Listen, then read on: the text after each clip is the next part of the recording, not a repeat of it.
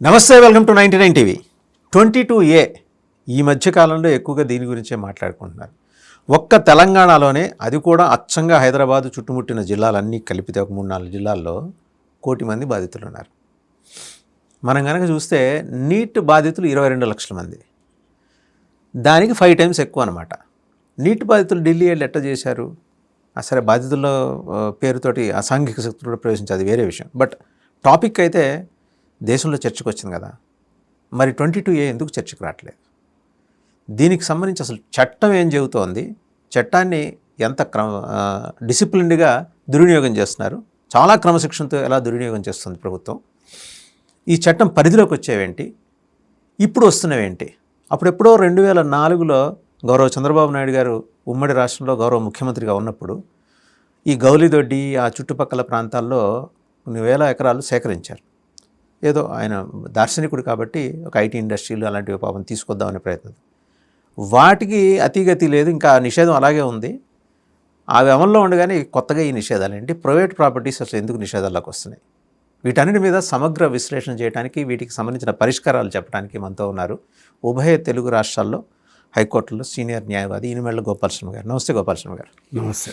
22A నిద్రపోయిన కల్లో కూడా ఇప్పుడు వచ్చి సామాన్య మధ్యతరగతి జీవుల్ని నిద్ర లేకుండా చేస్తుంది. ముందుగా మీకు ప్రేక్షకులకి ఇంత మంచి టాపిక్ తీసుకున్నందుకు యాజమాన్యాన్ని, ముఖ్యంగా మిమ్మల్ని అభినందిస్తున్నాను. ఇదేంటంటే మనకు 1905 రిజిస్ట్రేషన్ యాక్ట్ ఉంది. అది బ్రిటిషర్స్ పీరియడ్ నుంచి వస్తూ ఉంది. అయితే ఒరిజినల్గా అప్పుడు 22A లేదు. మనకు ఉమ్మడి రాష్ట్రం లాస్ట్ అంటే వైఎస్ రాజశేఖర రెడ్డి గారు ముఖ్యమంత్రి కాకముందు కొద్దిగా అటు ఇటుగా వీళ్ళు ఏం చేసే సబ్ రిజిస్ట్రార్లు ఏం చేసేవాళ్ళు అంటే ప్రభుత్వ భూములు, సీలింగ్ భూములు, వక్ఫ్ భూములు, దేవాదాయ భూములు, అసైన్మెంట్ భూములు, భూదాన్ భూములు, ఇవన్నిటిని కూడా కాపాడే ఉద్దేశంతో అడ్డగోలుగా రిజిస్ట్రేషన్స్ చేస్తున్నారు. వీటిని కాపాడాలి. ఎందుకంటే ఇవన్నీ ఇప్పుడు నేను చెప్పిన క్లాసిఫికేషన్ ఆఫ్ ల్యాండ్స్ అన్నీ కూడా ప్రభుత్వం సంరక్షణలో ఉండాలి. వాటిని ఎవరికి పడితే వాళ్ళకి సబ్ రిజిస్ట్రార్లు అడ్డగోలుగా రిజిస్ట్రేషన్ చేయొద్దు అనే ఉద్దేశంతో, ఒక మంచి ఉద్దేశంతో సెక్షన్ 22A పెట్టడం జరిగింది. కానీ రాను ఏమైపోయిందంటే ముఖ్యంగా సంగారెడ్డి, హైదరాబాద్, రంగారెడ్డి, మేడ్చల్, మల్కాజ్గిరి, అటు భువనగిరి దాకా, ఇటు యాచారం దాకా ఈ భూములన్నీ కూడా ఎప్పుడైతే తెలంగాణ వచ్చిందో రేట్లు పెరిగిపోయిన తర్వాత అంటే పాలకులు, గత ప్రభుత్వంలో ఉన్న పాలకులు అనండి, వాళ్ళ స్వార్థం కోసము వాళ్ళని కరప్ట్ చేసి, ముఖ్యంగా కొందరు IAS ఆఫీసర్ల పేరు మళ్ళీ చెప్తాను. అయితే ఈ నిబంధన ఎందుకు పెట్టారంటే అంతకుముందు మనకు 2004-05 ముందు ప్రొహిబిటెడ్ బుక్ ఉండేది. ప్రతి సబ్ రిజిస్ట్రార్ ఆఫీస్లో ఒక ప్రొహిబిటెడ్ బుక్ ఉండేది. అందులో ఇవన్నీ పొందుపరిచారు. ఆ ప్రొహిబిటెడ్ బుక్లో ఏ భూములు అమ్మచ్చు, ఏ భూములు రిజిస్ట్రేషన్ చేయాలి, చేయకూడదు అనేది ఆ ప్రొహిబిటెడ్ బుక్ ఉండేది.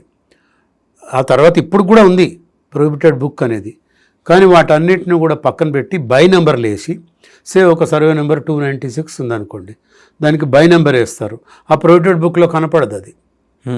అది వీళ్ళ ఇది MROలది, RDOలది, వీళ్ళ చాకచక్యం. దాంతో ఏం చేస్తారంటే, లేకపోతే బై నెంబర్లు వేయటమే కాకుండా సప్లిమెంటరీ చేతివారు ఇష్యూ చేస్తారు. చేసి ఆ బై నెంబర్లు వేసి 1/1/1 అది ఎక్కడ మీకు లిస్టులో కనపడదు. వాటిని వీడి దగ్గర పోతే వీడు ప్రొహిబిటెడ్ బుక్లో చూస్తాడు సబ్ రిజిస్ట్రార్. లేదు కదండి, రీచేంజ్ చేయి. But fact of the matter is ఇద్దరికి తెలుసు అది ప్రొహిబిటెడ్ లిస్టులో ఉందని. తెలిసి నాటకం. ఇద్దరికి, సబ్ రిజిస్ట్రార్కి తెలుసు, MROకి తెలుసు, రిజిస్ట్రేషన్ చేయించుకున్న వాడికి కూడా తెలుసు. అయితే ఈ 2000 తర్వాత ఆ పట్టాదారుకు తెలియకుండా కూడా కొన్ని భూములు 22Aలో వేయడం జరిగింది. నిజమైన పట్టాదారులు. ఇప్పుడు నాకు ఒక భూమి ఉందండి, నిజంగా నేను కూడా బాధితుడినే. ఇప్పుడు 6 నెలల నుంచి తిరుగుతున్నా నేను కూడా. నిన్న కూడా వెళ్ళొచ్చా నిజామాబాద్కి. ఏంటంటే మా ఫాదర్ 1962లో కొన్నారు పట్టా భూమి. అది రికార్డులో పట్టా అని ఉంది. లాస్ట్కు చూస్తే 3 years నుంచి అది ప్రొహిబిటెడ్ లిస్ట్లో ఉంది. హైకోర్టు నుంచి ఆర్డర్ తెచ్చుకొని ఇప్పుడు తిరుగుతూ ఉన్నాం వాటి చుట్టూతా. అట్లా ఎంతమంది హైకోర్టుకు వెళ్ళగలుగుతారు? ఒక పేద రైతు 1 ఎకరం ల్యాండ్ ఉంటే అది ప్రొహిబిటెడ్ లిస్టులో వేస్తే హైకోర్టుకు వెళ్ళగలుగుతారా? పోనీ వెళ్ళలేరు. ఇంకా దుర్మార్గం ఏంటంటే ఇప్పుడు చెప్పుకున్నట్టు విధంగా ఒక సర్వే నెంబరు 296 ఉంది. అందులో 1 గుంట భూమి ప్రభుత్వ భూమి నిజంగా కూడా ఉంటుంది, ప్రభుత్వ భూమే ఉంటుంది. బట్ అందులో ఉన్న 25 ఎకరాలు మళ్ళీ ప్రభుత్వ భూమి కింద రాసి 22A పడేస్తున్నారు. ఇది దుర్మార్గం. ఇదంతా కూడా రెవెన్యూ వాళ్ళ దుర్మార్గం, పొలిటికల్ లీడర్స్ యొక్క దుర్మార్గం. అంటే ఇద్దరు కలిసి ఇద్దరు కలిసే. ఇప్పుడు 1 గుంట భూమి గవర్నమెంట్ భూమి అంటే దాన్ని సెపరేట్ చేసి మిగతాది 22A నుంచి తీసేయాలి కదా. మనం పోయి వాళ్ళ ఇంటికి వెళ్తాం అనుకో, ఆఫీస్కి వెళ్తాం. ఎంఆర్ఓ ఏమంటాడు, సార్ ఇది మా చేతిలో లేదు సార్. అయితే ఆ మధ్య ఒక కమిటీ వేశారు. ఇంతకుముందు మనకు 2015లోనో 16లోనో జస్టిస్ శేషసేనారెడ్డి గారు ఉన్నారు. ఆయన చక్కటి జడ్జిమెంట్ ఇచ్చారు, 26 పేజీల జడ్జిమెంట్. ఏమన్నారంటే ఆయన, మీరు మళ్ళీ ఒక ఫ్రెష్ లిస్ట్ తయారు చేయండి, చేసి జెన్యూన్గా ఎవరైతే పట్టా భూములు ఉన్నాయో వాటిని తొలగించండి, జెన్యూన్గా ఉన్న భూములని తొలగించి మిగతా భూములు అన్నీ కూడా మీరు వాటిని క్లియర్ చేయండి అని చెప్పి ఆర్డర్ ఇస్తే, అప్పుడు వీళ్ళు ఏం చేశారంటే, గత ప్రభుత్వంలో ధరణి పోర్టల్ చాలా మేము పారదర్శకంగా పనిచేస్తాము, ఎటువంటివన్నీ సమస్యలని తొలగిపోతాయి అని దాన్ని rights in pattadar passbook act 2020 ధరణి అని అసెంబ్లీలో బిల్లు పెట్టి పాస్ చేశారు 2020లో. అది పాస్ చేసిన తర్వాత కూడా దాదాపు 18 లక్షల ఎకరాలు వీళ్ళు చేతి వాటం చూపించి 18 లక్షల ఎకరాలని అమాయక తెలంగాణ రైతులని గోసబెట్టించి ఇప్పటికి తిరుగుతున్నారండి వాళ్ళు. ఆ 18 లక్షల ఎకరాల వాళ్ళు ఇప్పటికి తిరుగుతున్నారు.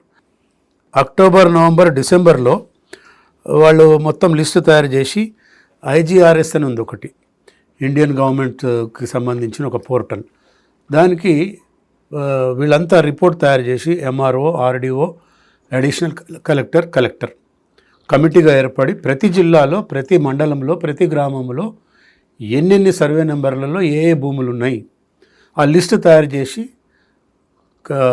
Commissioner stamps and IG registrations ఉంటాడు, ఆయనకు పంపుతాడు. ఆయన ఏం చేయాలి, వీటిలో ఎన్ని ఉన్నాయి ఎన్ని లేవు నిజంగా కూడా మళ్ళీ మీరు వెరిఫై చేసి డిస్ట్రిక్ట్ రిజిస్ట్రార్కి ఒక లెటర్ రాయాలి. రాసి అరే ఇవన్నీ మీరు వెరిఫై చేయండి, ఇవి కనుక నిషేధిత భూముల్లో లేకపోతే మీరు డిలీట్ చేయండి అని. బట్ అది జరగాలంటే మీ 1 ఎకరం కోసము ఎవరెవరిని కలవాలి, MROని కలవాలి, RDOని కలవాలి, జాయింట్ కలెక్టర్ని కలవాలి, అడిషనల్ కలెక్టర్ని కలవాలి, కలెక్టర్ని కలవాలి, కమిషనర్ స్టాంప్స్ అండ్ IGని కలవాలి. ఒక సామాన్య మానవుడు 1 ఎకరం ఉన్నోడు కలవగలుగుతాడా?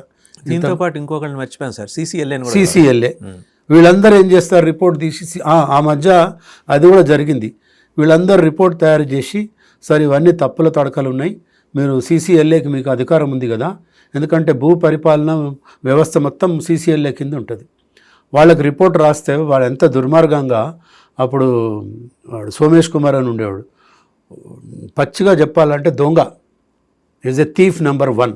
ఇంకోటి చెప్తా, ఆడేం చేశాడు, మీరు అట్లాగే ఉంచండి, మీరేం తీయకండి ఆ భూములు నేను చెప్పేదాకా. అంటే సామాన్య ప్రజలు కష్టపడుతున్నారండి, ఆఫీస్ చుట్టూ తిరిగిపోతున్నారంటే మీకెందుకు, నేను చూసుకుంటా అని చెప్పి దుర్మార్గంగా ఆ 22 లక్షల ఎకరాలు డిస్ప్యూట్లో పట్టడానికి ఏకైక కారణం సోమేష్ కుమార్. నేను మొత్తం రికార్డు తీసుకొచ్చా. మాజీ CS సోమేష్ కుమార్ వైఫ్ జ్ఞానముద్ర ఆమె పేరు, రంగారెడ్డి జిల్లా యాచారం మండల్ కొత్తపల్లి గ్రామంలో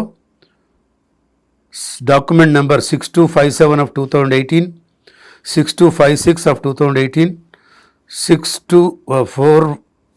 1478 ఆఫ్ 2018, మొత్తం 25 ఎకరాల 19 గుంటలు ఇబ్రహీంపట్నం సబ్ రిజిస్ట్రార్ కార్యాలయంలో రిజిస్ట్రేషన్ రిప్రజెంటెడ్ పర్సన్ పేరు మీద, ఆయన భార్య పేరు మీద 25 ఎకరాల 19 గుంటలు రిజిస్ట్రేషన్ చేసుకున్నారు. మరి ఇవన్నీ నిషేధిత జాబితాలో ఉన్న భూములే కదా. ఆ 25 ఎకరాలు నిషేధ జాబితాలు ఉన్నప్పుడే 22A కింద ఉంటే మళ్ళీ ఏం చేశారు, వీళ్ళకి సపోర్ట్ ఎవరు, వీళ్ళకి సపోర్ట్ అప్పుడు దాసరి రామ్మూర్తి, ఎల్లా వరలక్ష్మి, నామాల వేణుగోపాల్. ఈ ముగ్గురు వ్యక్తులు కలిపి ఈ మొత్తం డీల్లో కీలకమైన వ్యక్తులు. అసలు వీళ్ళు ముగ్గురిని విచారిస్తే ఆ మొత్తం సోమేష్ కుమార్ భాగవతం బయటపడుతుంది.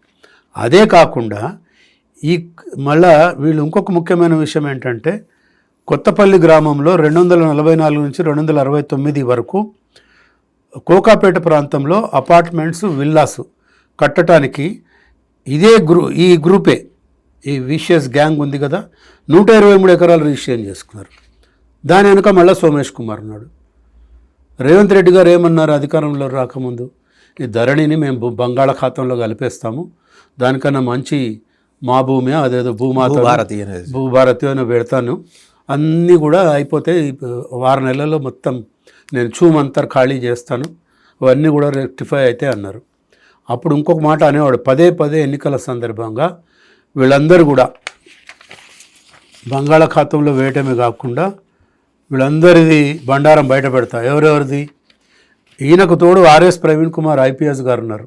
ఆయన ఏమన్నాడు, ఇక్కడ విప్రో సర్కిల్ దగ్గర ఉన్న ఫీనిక్స్ 22 అంతస్తుల బిల్డింగ్ కట్టారు, దాని బినామీలు ఎవరండి, బయటకు తీయండి. ఎవరన్నారు? ఆర్ఎస్ ప్రవీణ్ కుమార్ గారు అన్నారు, రేవంత్ రెడ్డి గారు అన్నారు. ఇంకా అదే కాకుండా Vamsiram builders, Phoenix, Raj Pushpa, Megha Krishna Reddy, my homes, వీళ్ళందరివి 2 లక్షల కోట్ల భూములు అప్పనంగా గత ప్రభుత్వంలో ఉన్న పెద్దలు కొట్టేశారని తీన్మార్ మల్లన్న, ఆయన ఇప్పుడు క్యూ న్యూస్ హెడ్ ప్లస్ ఇప్పుడు ఎమ్మెల్సీ గారు, ఆయన సర్వే నెంబర్లతో సహా మొత్తంగా కూడా బయట పెట్టారు. మరి రేవంత్ రెడ్డి గారు ఆ రోజు ఏమన్నాడు ఎన్నికల ముందు, ఇవన్నీ నేను బయటకు తీస్తా, దోషులను శిక్షిస్తా, అమేయ్ కుమార్ని సోమేష్ కుమార్ని జైల్లో పెట్టిస్తా. ఏమైంది? వాళ్ళంతా దర్జాగా తిరుగుతున్నారు, వేల కోట్ల రూపాయల బిజినెస్ చేస్తున్నారు. పరిష్కారం మటుకు ఇప్పటికీ జరగలేదు. ఎవరైతే అమాయక రైతులు, పేద రైతులు భూములు కోల్పోయి నిషేధిత జనాల నుంచి తిరుగుతున్నారు, మీరు ఇందా చెప్పారు 22 లక్షల ఎకరాలకు సంబంధించి సన్నా చిన్నకర రైతులు అయి ఉండొచ్చు బహుశా. అందరికీ 2 ఎకరాలు 3 ఎకరాల వాళ్ళే తిరుగుతున్నారు సార్. ఎంత ఘోరం అంటే మీరు ముఖ్యంగా మహేశ్వరం, ఈ ఆచారం, ఇటు తర్వాత గండిపేట, కోకాపేట, ఇటు అదేది మేడ్చల్, మల్కాజ్గిరి, సంగారెడ్డి, భువనగిరి దాకా, భువనగిరి అంటే వరంగల్ది ఇన్ని లక్షల మంది పాపం రైతులు. నాకు తెలిసి ఇప్పటికీ 1,22,000 అంతా 22A 1,40,000 అప్లికేషన్స్ ఇప్పటికీ పెండింగ్ ఉన్నాయి. అఫీషియల్ రికార్డ్, ఆర్టీఐలు అడిగితే చెప్పిన రికార్డ్ అది 1,40,000. మనకు తెలియకుండా ఇంకెన్ని ఉంటాయో తెలియదు. మేమేదో ఆర్టీఐ యాక్టివిస్టులు పట్టుకొని ఒక 5-6 సబ్ రిజిస్ట్రార్ ఆఫీసులలోనే డేటా తీయగలిగినాం. బట్ తీయలేనివి ఎన్ని ఉంటాయి, జిల్లాలలో ఉన్నాయి. వరంగల్, మెదక్. మీరు చెప్పిన ఈ 1,40,000 పెండింగ్ కేసులు 5-6 సబ్ రిజిస్ట్రార్ ఆఫీసుల పరిధిలో సరిపోయింది. మొత్తంగా 1 కోటి మంది ఉన్నారండి లెక్క తేలింది. 22 లక్షలకి సంబంధించి ఓనర్స్ చూస్తే 90 లక్షల నుంచి 1 కోటి మంది ఇప్పుడు బాధితులు ఉన్నారు. దీనికి పరిష్కారమే చూపట్లేదు, ఊరికే మాటలు చెప్తున్నారు. మీకు ఇంకా విచిత్రం ఏంటంటే, ధరణి ఒక కాసుల భరణి, నెమరుగోముల అని ఒక ఊరు ఉందండి, అందులో 800 కోట్ల రూపాయల భూములు ధరణిలో పెట్టేశారు. అవన్నీ పట్టా భూములు. అదొకటి ఉందా? తర్వాత గతంలో ఎప్పుడో 94-95లో రిజిస్ట్రేషన్ చేసుకొని ల్యాండ్లు, ఫ్లాట్లు కట్టుకొని ఫ్లాట్లు అమ్ముకున్న వాళ్ళవి అందులో మీ 100 గజాలు అదేంటి నిషేధిత జాబితాలో ఉంది, ఇప్పుడు మేము రిజిస్ట్రేషన్ చేయమని అంటున్నారు. దాదాపు 70,000 ఫ్లాట్లు అమ్మకాలు, కొనుగోలు జరగట్లేదు. మీరు 95లో అన్ని రకాల పర్మిషన్స్ ఇచ్చారు కదా, ఇచ్చి మళ్ళీ ఇప్పుడు నిషేధిత జాబితాలో ఉంది, అందులో 1000 గజాలలో ఒక 100 గజాలు 22,000 ఉంది కాబట్టి మేము రిజిస్ట్రేషన్ చేయమంటున్నారు. ఇవన్నీ ఒక ఎత్తు అయితే, మీకు ఇంకా విచిత్రమైన ఒక విషయం చెప్పాలి. ఇక్కడ ఏంటంటే, మాజీ డీజీపీ భూమి, జమ్మూ కాశ్మీర్ మాజీ డీజీపీ గారు గోపాల్ రెడ్డి గారు, ఆయనకి వంశపారంపర్యంగా వచ్చిన భూమి అండి అది. ఆయన భూమి తీసుకుపోయి 2.5 ఎకరాలు 3 ఎకరాలు తీసుకుపోయి ఇంకెవరి పేరు మీద ధరణిలో ఎక్కిచ్చేశారు. ఇది చూడండి, మాజీ డీజీపీ ఆయన పేరు గోపాల్ రెడ్డి గారు. ఆయనే ఆర్డీఓ దగ్గరికి, ఎంఆర్ఓ దగ్గరికి, సిసిఎల్ఏ చుట్టూ తిరిగినా పరిష్కారం దొరకలేదు. ఆయనకి కాశ్మీర్లో షేరే కాశ్మీర్ మెడల్తోని సత్కరించారు. ఈ షేరే కాశ్మీర్ పోయింది, ఇక్కడ పిల్లి కాశ్మీర్ చేశారు వీళ్ళంతా ఆయన్ని, ఈ రెవెన్యూ వ్యవస్థ. మళ్ళీ ఇంకొకటి ఇది కాకుండా ఇంకా విచిత్రమైన సంఘటన చూపిస్తాను. ఆ భూముల మాట ఏమిటి? ఎవరు వీళ్ళు? ప్రభుత్వం గతంలో 40 ఏళ్ల కింద పేదలకు, మాజీ సైనికులకు, స్వాతంత్ర సమరయోధులకు, రాజకీయ బాధితులకు గతంలో అసైన్ చేసిన భూములను కూడా నిషేధిత జాబితాలో పెట్టారు. కేవలం మోకిల ఈ గండిపేట ఏరియాలో 600 ఎకరాలు ఇప్పటికీ వాళ్ళకి ఇచ్చి 40 ఏళ్ళు అయింది పాపం. ఎవరికి? స్వాతంత్ర సమరయోధులకి, పొలిటికల్ సఫరర్స్కి. ఒక్క భూమి మీద కూడా ఎన్ఓసి ఇవ్వట్లేదు. గత ప్రభుత్వంలో వాళ్ళు అనుకున్న వాళ్ళకి ఇచ్చుకున్నారు కొందరికి సెలెక్టివ్గా, వీళ్ళెవరికి ఇవ్వట్లే. మరి ప్రభుత్వం ఎవరిని సార్ అంటే ఎవరిని బెనిఫిట్ చేయడానికి? నాకు బేసిక్గా హ్యావ్ ఎ డౌట్. ఇప్పుడు ఎవరి ఖజానాని నింపడానికి, ఎవరి ఖజానాకి గండి కొట్టడానికి ఇది జరుగుతుంది? ఎవరి ఖజానా అంటే పాలకుల ఖజానాకి. గవర్నమెంట్ కాదు, పాలకులు, ఎమ్మెల్యేలు, ఎంపీలు, మంత్రులు. గత ప్రభుత్వంలో 80% మంది భూదందాలు చేసిన వాళ్ళే. ఇసుక దందా, భూదందా, కంకర దందా, అసలు కాదేది అనర్హం అని ఆకాశం తప్ప అన్నిటిని కబ్జా చేశారు వాళ్ళు. ఇప్పుడు వీళ్ళు కంటిన్యూ చేస్తున్నారు. ఎవరు తీసుకోలేదు, ఒకళ్ళకొకళ్ళు రెండే. అయితే నేనేమంటున్నా, కనీసం మీరు పేద రైతుల గురించి పట్టించుకోండి. తర్వాత ఇంతకుముందు మాట్లాడినట్టు మాజీ సైనికులు, స్వాతంత్ర సమరయోధులు, తర్వాత పొలిటికల్ సఫరర్స్, వాళ్ళవన్నీ రిలీజ్ చేయండి. ఒక్క దగ్గర జస్ట్ 1 వీక్ చాలండి. ఒక జిల్లా కలెక్టర్ దగ్గర ఎంఆర్ఓ, ఆర్డీఓని, ఇంకోటి విఏఓకి, విఆర్ఓకి, ఎంఆర్ఓకి తెలిసినంతగా భూముల మీద అవగాహన ఎవరికి ఉండదు. వెరీ ట్రూ అండి. ఎందుకంటే వాళ్ళు ప్యూర్ గ్రౌండ్లో ఉంటారు వాళ్ళు. అచ్చా, ఇదంతా ఒకట. మీకు గతంలో నిజాం స్టేట్లో ఉన్నప్పుడే మనకు అన్నిటికీ భూములు కూడా ప్రతి గ్రామంలో గ్రామ సభ జరిపేవాళ్ళు. అప్పట్లోనే పశువులకి పొరంబోకు భూమి ఎంత, ఎలక్ట్రిసిటీకి ఇచ్చిన భూమి ఎంత, తర్వాత ఫారెస్ట్ భూమి ఎంత, ఇట్లా క్లాసిఫికేషన్ జరిగి 26 కాలమ్స్ ఉండేవి నిజాం పీరియడ్ నుంచి మనకు 1985 దాకా. ఆయన వచ్చారు, ఎన్టీ రామారావు గారు అన్నీ ఒక దెబ్బతో పీక్ పడేసినారు. ఈయన వచ్చాడు, కబ్జా కాలం తీసేసాడు. మన తెలంగాణ హీరో కబ్జా కాలం తీసేస్తే ఏమవుతుంది? ఇప్పుడు నేను 40 ఏళ్ళుగా మీ భూమిలో నేను కాస్త చేసుకుంటున్నా, నాకు ఒక రైట్ కలుగుతుంది. అడ్వర్స్ పొజిషన్ కూడా అడగచ్చు నేను. కబ్జా కాలం నుంచి నా పేరు దిగగానే రైతులంతా పాపము రోడ్డున పడ్డారు. వాళ్ళ దొరల భూములన్నీ ఫ్రీ అయిపోయినాయి. వాళ్ళ పేర్లు ఎక్కించారు ధరణిలో. అసలు ధరణి ఉద్దేశం కేవలం దొరల కోసం పెట్టినది కార్యక్రమం అది. ఇంకొకటి ఏంటంటే ఔటర్ రింగ్ రోడ్ చుట్టూ మధ్యలో యువతలకున్న భూములన్నీ వాళ్ళకి సంబంధించిన, ఇంతకుముందు చెప్పినట్టు ఎమ్మెల్యేలు, ఎంపీలు. అరే ఇప్పుడు కూడా అండి వాళ్ళ పనులే అవుతున్నాయి. పాపం మీ ప్రస్తుత ప్రభుత్వంలో ఈ గవర్నమెంట్లో ఉన్న ఎమ్మెల్యేలు, ఎంపీలకు పనులు కావట్లేదు, వాళ్ళవి అవుతున్నాయి. ఎందుకంటే వాళ్ళ దగ్గర ఉన్నాయి కదా, చాలా ఇస్తున్నారు, చేసుకుంటున్నారు. సో ఇది ధరణి ఎంత దుర్మార్గమైందో. ఈ భూమాతను ఏదో పెట్టారు, భూభారతి, అది ఇంకా దుర్మార్గమైంది. సో ఇవన్నీ 22A అనేది చాలా జాగ్రత్తగా డీల్ చేయకపోతే ఇవన్నీ ఓకే సార్. నేను అనేది ఇప్పుడు ప్రైవేట్ భూముల్ని 22Aలోకి ఎలా తీసుకొస్తారు?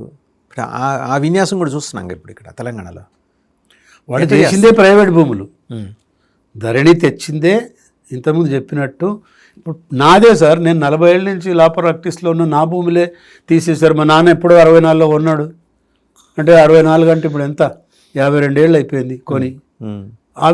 అవి కూడా తీసుకుపోయి నిషేధిత జాబితాలో వేశారు. అంతకుముందు ఇచ్చిన ఎంఆర్ఓ, ఆర్డీఓ రిపోర్ట్ కూడా చూపించాను కలెక్టర్కి. ఏమండి ఇట్లా ఉంది, వాళ్ళు ఉన్నప్పుడేమో లేదు, ఇప్పుడు ఈ కొత్త వాళ్ళు వచ్చేటప్పటికి ఇట్లా అయింది.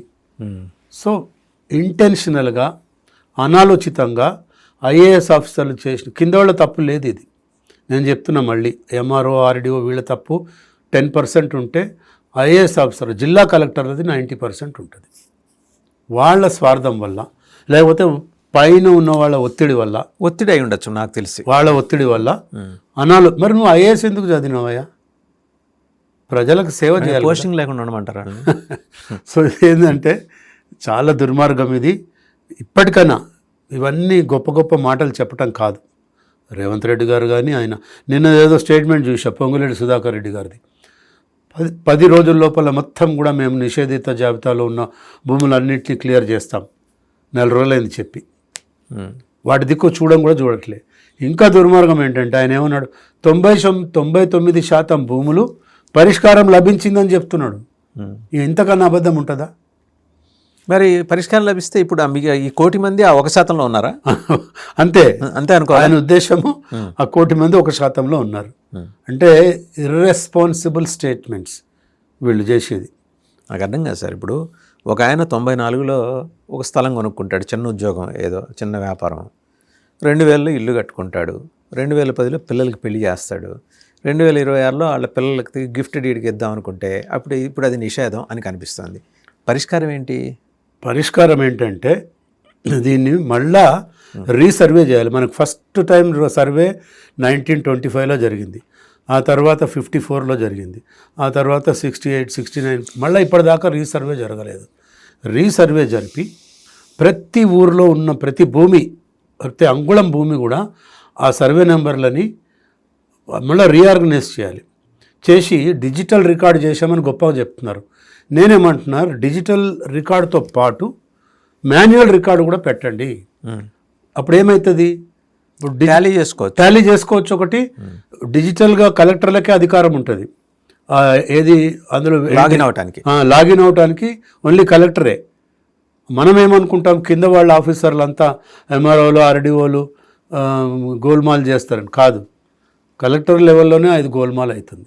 బికాజ్ లాగిన్ పవర్ ఆయనకే ఉంది.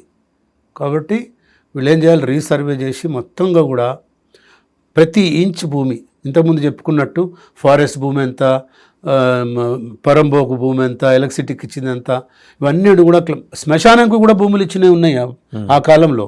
ఇప్పటికీ ఇంటాక్ట్ ఉన్నాయి అవి. అప్పుడు కనుక ఇచ్చి ఉండకపోతే శవాలు కాల్చుకోవడానికి కూడా జాగా మిగిల్చకుండా ఈ వీళ్ళు పెద్దలు, ప్రభుత్వ పెద్దలు చేస్తున్నారు. కాబట్టి ఆ రీసర్వే అనేది జరగాలి. మళ్ళా ప్రతి భూమి కూడా ఇంచు కూడా రికార్డు మెయింటైన్ చేయాలి. డిజిటల్ సర్వేతో పాటు, డిజిటల్ రికార్డుతో పాటు మాన్యువల్ రికార్డు చేసి ఫైనల్ లిస్ట్ ఒకటి తయారు చేయండి, పబ్లిక్ డొమైన్లో పెట్టండి.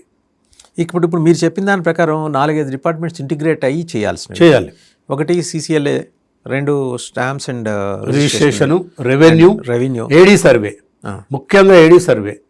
వాళ్ళ దగ్గర మొత్తం 1954 నుంచి రికార్డు ఉండేది, రెవెన్యూలో ఉండేదండి, మొత్తం ఏడీ సర్వేలో ఉంటుంది. మీకు వసూలు బాకీ కావాలన్నా, టీపన్ కావాలన్నా, శేషాల పహాని కావాలన్నా, కాసరా పహాని కావాలన్నా వాళ్ళ దగ్గర ఉంటుంది ఏడీ సర్వే. వాళ్ళ సమన్వయంతో ఒక 1 నెల రోజులు డ్రైవ్ పెట్టాలి, అన్ని పనులు వదిలేయాలి. ఒక 1 నెల రోజులు డ్రైవ్ పెట్టి, చిత్తశుద్ధి ఉంటే కాంతి ఏం లేదండి, చిత్తశుద్ధితోని 1 మంత్ డ్రైవ్ పెడితే డెఫినెట్గా వీటికి పరిష్కారం దొరుకుతుంది. అది చేయనంత కాలం ఊరికే మాటలు, ఇంతకుముందు చెప్పినట్టు రెవెన్యూ మినిస్టర్ గారు 10 రోజుల్లో పరిష్కారం, 99% అయిపోయి. ఎక్కడైపోయినాయండి? రండి గ్రౌండ్కి, నేను చూపిస్తా. పొంగులేటి సుధాకర్ రెడ్డి గారు రండి, ఇక్కడే చూపిస్తాను నేను. రంగారెడ్డి జిల్లాలో 1000 భూములు అండి అడ్డగోలుగా దోచుకొని దాన్ని ప్రొహిబిటెడ్లో ఇష్టపడేశారు. వాడు అయితే ఎంఆర్ఓ ఆఫీస్ చుట్టూ. ఫైనల్ కాల్ ఎవరు తీసుకుంటారు సార్ ఈ విషయంలో? చీఫ్ సెక్రటరీ తీసుకుంటారా, చీఫ్ మినిస్టర్ తీసుకుంటారా? చీఫ్ మినిస్టర్ చెప్తూనే ఉన్నాడు ఆయన పాపం, కానీ కింద వాళ్ళ దొరికిపోతారు. అది కనుక సమగ్రంగా చేస్తే, సర్వే చేసి లిస్టు తయారు చేసి నిషేధిత భూములు గత ప్రభుత్వంలో ఎంతమందికి దారాదత్తం చేశారో అది దొరికిపోతాయి. కాబట్టి కింద వాళ్ళు తాత్సారం చేస్తున్నారని నేను అనుకుంటున్నాను. ఆయన నిజంగా గనక కంకణం కట్టుకొని ఎస్ నేను చేస్తాను అని ఆయన కూడా కూర్చోవాలి ఒక వారం రోజులు. ఇదే సబ్జెక్ట్ మీద సమీక్ష వారం రోజులు. నేనన్నా చెప్పిన ఇప్పుడు 4 డిపార్ట్మెంట్లు ఉన్నాయి కదా, రెవెన్యూ, ఏడీ సర్వే, CCLA, అందరూ స్టాంప్స్ అండ్ రిజిస్ట్రేషన్. ఒక బ్రెయిన్ స్టార్మింగ్ సెషన్ పెట్టి వీటి రెండింటినీ పరిష్కారం చూడండి. సరే, ముఖ్యమంత్రి అంటే 100 పనులు ఉంటాయి, ఢిల్లీ పోవాలా, అక్కడ పోవాలా, పనులు చేయండి. బట్ ఇంతకన్నా పెద్ద పని ఏముంటుందండి? ఒక సామాన్య మానవుడు జీవితంలో ఒక కళ ఉంటుంది. తెలంగాణ ఉద్యమంలో మీరున్నారు. ట్యాంక్ బండ్ మీద ఎలాంటి గర్జన జరిగింది? ట్యాంక్ బండ్ కదిలేట్టు మార్చ్ చేశారు, పీపుల్స్ మార్చ్, మిలియన్ మార్చ్ చేశారు. మేము కూడా ఉన్నాం కదా అందులో, మీరు అందులో ఉన్నారు. అప్పుడు చేసిన వాళ్ళతో పోలిస్తే ఈ సంఖ్య ఇంకా ఎక్కువ ఉంది. నిజంగా కడుపు మండిన వాళ్ళందరూ రోడ్డు మీదకి వస్తే పరిస్థితి ఏంటి సార్? ఇప్పుడు మనము జంతర్ మంతర్ దగ్గర జంజీ అని చూసాం. ఇటువంటి సమస్యల మీద కూడా జంజీ పోరాటాలు చేయాలి, అయితేనే ప్రభుత్వాలు కదిలి వస్తాయి. ఇప్పుడు ఆ రోజు ఏమైంది జంజీ, సరే అది జెన్యూనా కాదా ఫారిన్ వాళ్ళ హస్తం ఉందా పక్కన పెడితే ఒక ఎడ్యుకేషన్ మినిస్టర్ అయితే రాజీనామా చేశాడు కదా. ఇక్కడ కూడా ఇటువంటి సామాజిక న్యాయం కోసము ఈ భూముల కోసము కూడా జంజి కనుక తలుచుకొని ఒక ఉద్యమం చేస్తే ఒక 2 రోజులు కాల్ ఇవ్వండి, మేము ఇస్తాం, కాల్ రండి యువకులంతా ఇందిరా పార్క్ దగ్గర లేకపోతే మా మిలియన్ మార్చ్ లాగా ట్యాంక్ బండ్ మీద పోదాం. మీరు రెడీగా ఉన్నారా కాల్ ఇవ్వడానికి? ఎస్, డెఫినెట్గా రావాలి కదా జనాలు, యువకులు రావాలి. కడుపు నిండి వాళ్ళు ఉన్నారండి అక్కడ, పాపం ప్రయత్నం చేస్తాం కదా, డెఫినెట్గా ప్రయత్నం చేద్దాం. అయితే ప్రభుత్వాలు అది పర్మిషన్స్ ఇవ్వరు. సరే మేము అక్కడ చేస్తాం, ఇందిరా పార్క్ దగ్గర పర్మిషన్ దొరుకుతుంది కదా, అక్కడ చేస్తాం. త్వరలో కొందరు జర్నలిస్టులని, మేధావులని, ఈ రెవెన్యూలో అవగాహన ఉన్న వాళ్ళని పిలిచి డెఫినెట్గా ఒక ఉద్యమం తీసుకొస్తాం. పరిష్కారం దొరకకపోతే మటుకు పెద్ద ఎత్తున ధర్నా కార్యక్రమం నిర్వహిస్తాం. నేను 2004కి పూర్వం నిషేధం జాబితాలో చేర్చుకున్న భూముల అతిగతి ఇంతవరకు తేల్చలా. ఇప్పుడు ఇంత ఆదరాబాద్ ఎందుకు చేస్తున్నట్టు? ఏం లేదు, రేపు పొద్దున మున్సిపల్ ఎలక్షన్స్ వస్తున్నాయి, దానికి పైసలు కావాలి, వాటికి డబ్బులు కావాలా. ఇప్పుడు నిషేధిత జాబితాలో పెట్టారనుకోండి, వాటికి పెనాల్టీ వేస్తారనుకోండి సపోజింగ్. లేదు రెగ్యులరైజ్ చేయండి, ఎన్ఓసి ఇవ్వండి అని అడుగుతారు. డబ్బులు వస్తాయి కదా వాళ్ళకి, అధికారులకు వస్తాయి, నాయకులకు వస్తాయి. అది వాళ్ళది పారామౌంట్ కన్సిడరేషన్, ఇంకో వేరే ఏం లేదు. నిజంగా ప్రజల మీద ప్రేమ ఉండి ఇప్పుడు ఏదో ఆదరాబాదరాగా చేస్తున్నారని నేనైతే అనుకోను. డెఫినెట్గా దీనికి పరిష్కారం చూపకపోతే దాని ప్రభావం 2 ప్రభుత్వాల మీద పడుతుంది. ఇప్పుడున్న కాంగ్రెస్, గతంలో ఉన్న టీఆర్ఎస్. వాళ్ళు చేసిన దుర్మార్గాలు వీళ్ళు కూడా చేస్తున్నారు. కాబట్టి పేద రైతులను ఆదుకోమని చెప్పి మీ ద్వారా కోరుతున్నాను. ఇంకోటి, రైతులతో పాటు ఇప్పుడు చిరుద్యోగులు, చిన్న చిన్న బిజినెస్ చేసుకునే వాళ్ళు 100 గజాలు 200 గజాలు కొనుక్కొని ఇల్లు కట్టుకొని సెటిల్ అవుతుంటే మీరు చూసారా, మామూలుగానే బ్యాంకులో ₹1,00,000 లోన్ కావాలంటే 3 చెరువులు నీళ్ళు తాగిస్తారు వాళ్ళు. ఇప్పుడు ఈ క్లాజ్ వచ్చేసిన తర్వాత వాళ్ళకి ఒక అదరు దొరికింది డినై చేయడానికి. బ్యాంకులు సాధారణంగా చాలా వరకు 90% డిస్కరేజ్ చేస్తుంటాయి. వచ్చినోడిని వాడు 100 సర్టిఫికేట్లు పెడితే 101 లేదని చెప్పేసి వెనక్కి పంపించే సందర్భాలు చూస్తూనే ఉన్నాం. ఇప్పుడు ఇది ఇక 22A ఉంది కదా, ఎట్టా ఇస్తామని ఆల్రెడీ కొని కన్స్ట్రక్షన్ అయ్యి ఇప్పుడు మీరు చూస్తుంటే శంషాబాద్ అటువైపు పోతుంటే ఉదాహరణ చెప్తాను, ఇంకా చాలా చోట్ల ఉండొచ్చు 4 దిక్కుల హైదరాబాద్కి. గోస్ట్ సిటీస్ మాదిరిగా గోస్ట్ టవర్స్ కనిపిస్తున్నాయి, ఆక్యుపెన్సీ లేదు. పాపం ఇన్వెస్ట్మెంట్ పెట్టి నిజంగా దాంట్లో రియల్ ఎస్టేట్లో ఒక ₹4 ఏదో సంపాదించుకుంటున్నాడు, వాళ్ళు నష్టపోయారు, బయర్లు లేరు, అండ్ మార్కెట్ కన్సాలిడేషన్ కాటం లేదు. ఒక్కసారిగా మార్కెట్ డిస్మాంటిల్ అయిన పరిస్థితి కనిపిస్తుంది. నేను చెప్పేది అదర్ సైడ్ అది కాయనండి.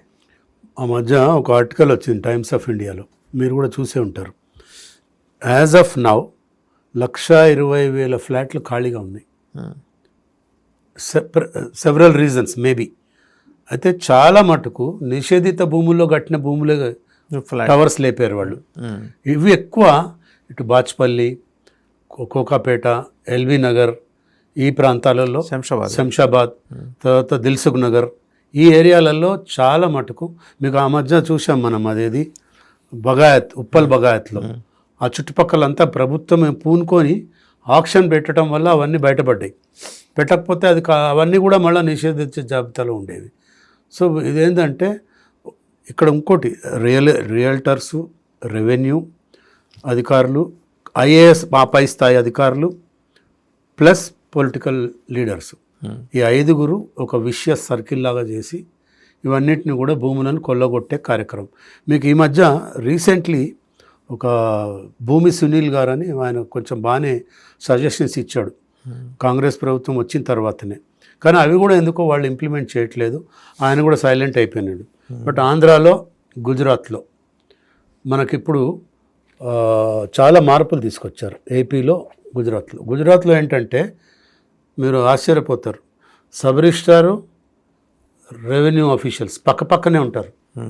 మీరు ఏదైనా డాక్యుమెంట్ రిజిస్ట్రేషన్కి పోతే సబ్ రిజిస్ట్రార్ ముందర పెడితే పక్కన ఉన్న ఎంఆర్ఓని అడుగుతాడు వాడు, అరే క్యా భాయ్ దేకో ఆప్కే లిస్ట్ మే హై క్యా, ఏ కర్ సక్తే క్యా, వాడు వెంటనే చూసి చెప్తాడు వీడికి.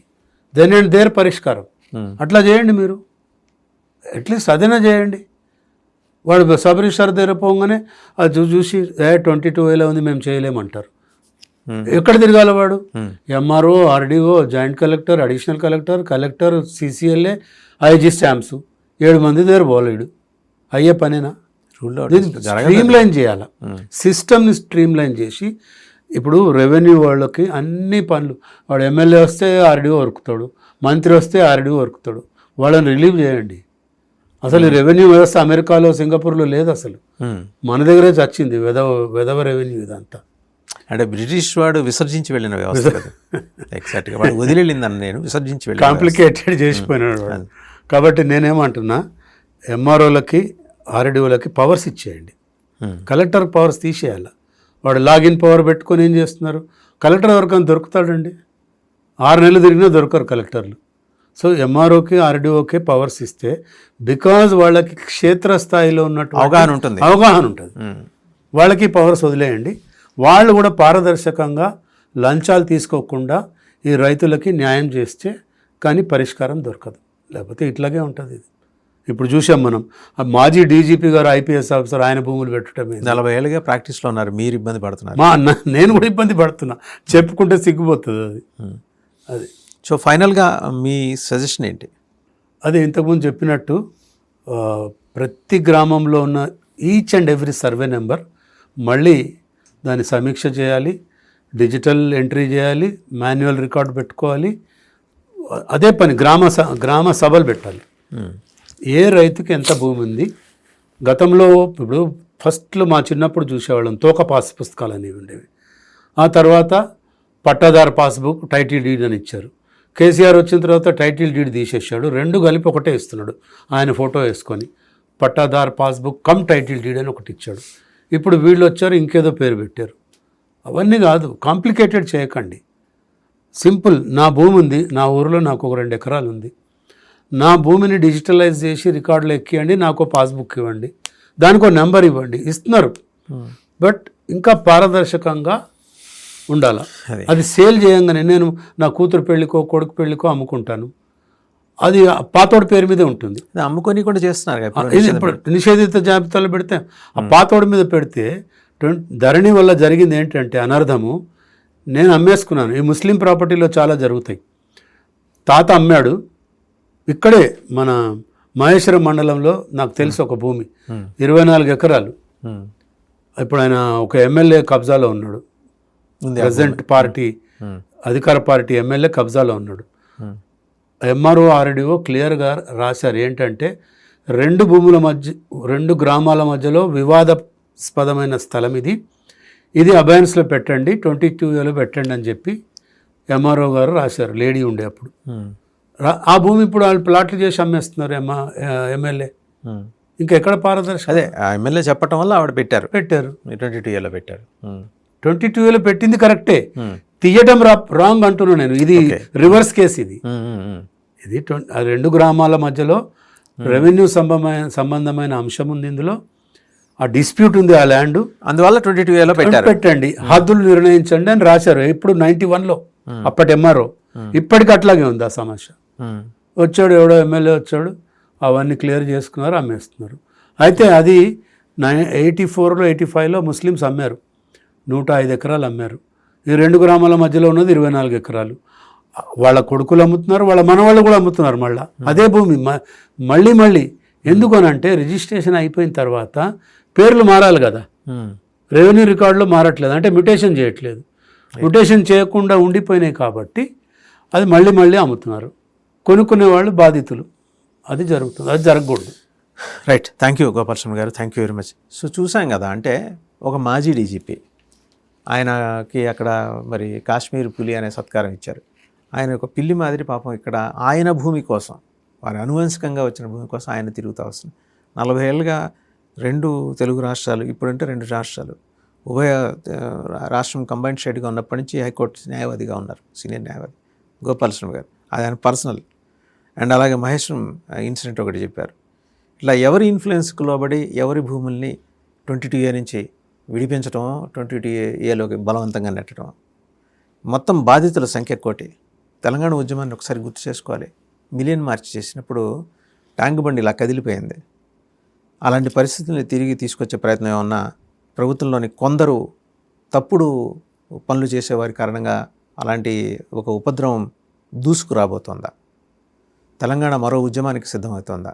తెలంగాణ చిన్నకారు రైతాంగం ఎక్కువ సఫరర్స్, ఇప్పుడు 22 లక్షల కుటుంబాలకు సంబంధించిన భూములు 22Uలో పెడితే ఇవాళకి ఎక్కని గుమ్మం లేదు, దిగని గుమ్మం లేదు. వాళ్ళందరూ ఎన్నాళ్ళు తిరుగుతారు, ఎన్నేళ్ళు తిరుగుతారు. గోపాల శర్మ గారు అన్నట్టు ఆ ఉద్యమ తీవ్రత పెరగకుండా ప్రభుత్వం తక్షణం దీనికి సంబంధించి పరిష్కారం కోసం ఒక సింగిల్ విండో వ్యవస్థ ఏర్పాటు చేసి వారం 10 రోజుల్లో ఆ ఇష్యూస్ అడ్రస్ చేయకపోతే కనుక రిపర్కషన్స్ చాలా తీవ్రంగా ఉంటాయి. 99% క్లియర్ అయ్యాయని పొంగులేటి శ్రీనివాసరెడ్డి గారు చెప్తున్నారు. ఎక్కడ క్లియర్ అయినాయో ఆ జాబితా కూడా ఇస్తే జనం తెలుసుకొని ఓహో మావి క్లియర్ అయినాయన్నమాట అనుకొని వాళ్ళ వ్యవహారాలు నడుపుకుంటారు. బట్ ప్రభుత్వం చెప్పట్లా. ఇది చాలా సీరియస్ అంశం. 22 లక్షల మంది నీట్ అభ్యర్థులు వాళ్ళ కడుపు మంట ఢిల్లీలో చూసాం మనం. మరి ఇక్కడ 1 కోటి మంది ఉన్నారు. వీళ్ళ కడుపు మంటను చూడటానికి తెలంగాణ సిద్ధంగా ఉందా? వేచి చూడాలి.